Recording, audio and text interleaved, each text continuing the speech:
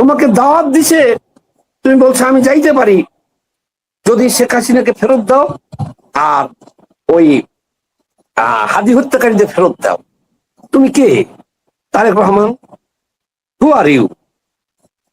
তোমাকে দাওয়াত দিচ্ছে যে তুমি এখানে আসো, তুমি না গেলে ভারতের কি হবে? এটা সারা বিশ্বে সমালোচিত হয়েছে যে বাংলাদেশের পররাষ্ট্র নীতি এই মুহূর্তে এটা জঙ্গিদের হাতে চলে গেছে। এটা মৌলবাদীদের দর্শন। এটা খুবই অকূটনৈতিক ভাবে এটা মোকাবেলা করা হয়েছে। অলরেডি 10 মিনিট আগের 3টা পত্রিকার নিউজ, তারেক রহমান সাহেব যাচ্ছেন না ভারতে। এটা নিউজ হয়ে গেছে অলরেডি যে যাচ্ছেন না।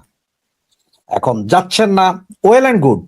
সামাদ ভাই যেটা বললেন যে ভারত কিছুই করবে না এই মুহূর্তে, যে আমরা হয়তো যেটা চিন্তা করতে তেল বন্ধ করবে, পেট্রোল বন্ধ করবে, গ্যাস বন্ধ করবে, খাদ্য বন্ধ করবে, ওই রকম কিছুই আসলে এই মুহূর্তে ভারত করবে না। তার কারণ কি জানেন?